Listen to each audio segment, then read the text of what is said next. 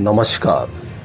देश की तमाम फटाफट खबरों में आपका स्वागत है। खबरों के लिए आपसे निवेदन कि यदि आपने हमारे चैनल को सब्सक्राइब नहीं किया तो कृपया करके आपके अपने चैनल को सब्सक्राइब करना ना भूलें।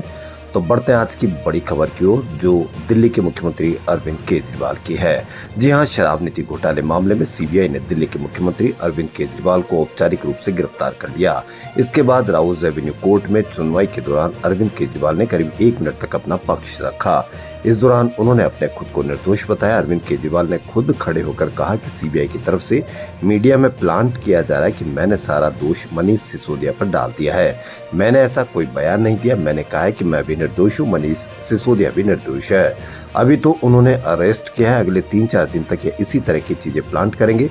इस चीज को भी ऑन रिकॉर्ड लिया जाए कि कैसे मीडिया में प्लांट किया जा रहा है और बदनाम किया जा रहा है। मैं यह भी कहना चाहता हूं कि आम आदमी पार्टी भी निर्दोष है।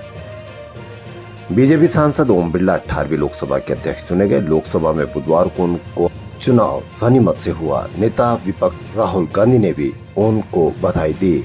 लोकसभा अध्यक्ष ओम बिरला को बधाई देते हुए राहुल गांधी ने कहा कि सरकार के पास राजनीतिक सत्ता है, लेकिन विपक्ष देश की आवाज का प्रतिनिधित्व करता है।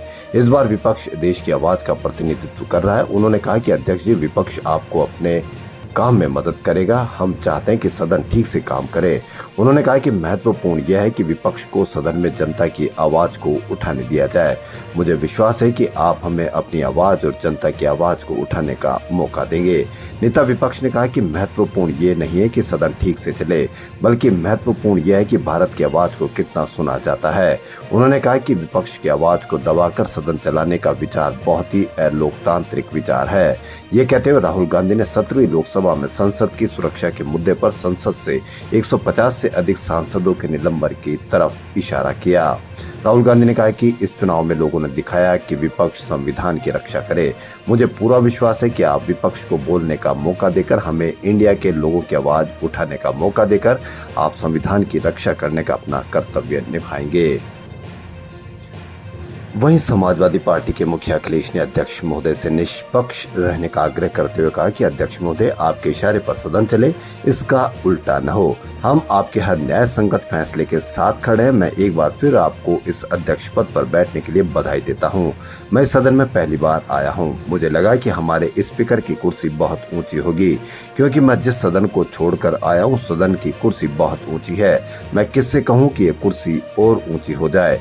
अखिलेश यादव ने कहा कि जहां ये नया सदन है, वहीं मैं आपकी पीठ के पीछे देख रहा हूं कि पत्थर तो सही लगे, सब कुछ अच्छा लगाया है, लेकिन उस दरार में मुझे कुछ सीमेंट अभी तक लगा नजर आ रहा है। अध्यक्ष महोदय, मुझे ये उम्मीद है कि आप जितना सत्ता पक्ष का सम्मान करेंगे, उतना ही विपक्ष का भी सम्मान करेंगे। हमें अपनी बात करने का मौका देंगे। हम हर तरीके से आपके साथ हैं। लोकसभा सत्र की शुरुआत हुए 2 दिन ही हुए थे, सत्ता पक्ष और विपक्ष आमने सामने आ गए। मामला लोकसभा स्पीकर के पद का था। डिप्टी स्पीकर का पद मांग रहे विपक्ष ने सहमति न बन पर लोकसभा स्पीकर के लिए के सुरेश को कैंडिडेट बना दिया।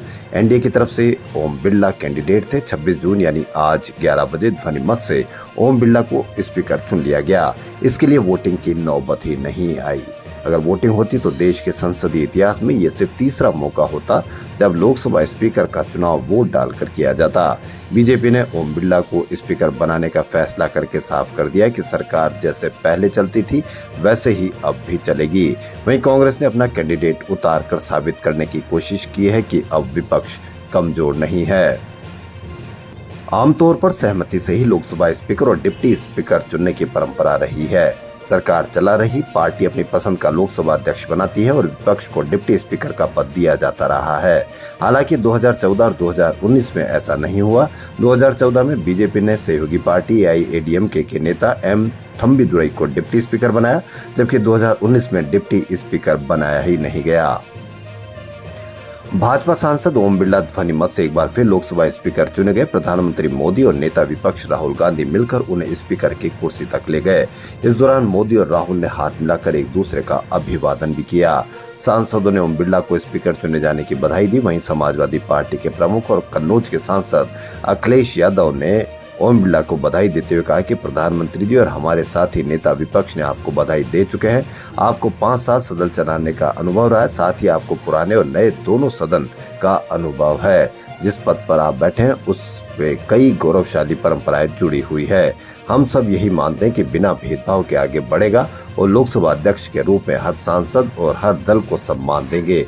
निष्पक्षता इस महान पद की महान जिम्मेदारी है। महोबा में बैंक मैनेजर की काम करते समय अचानक मौत हो गई।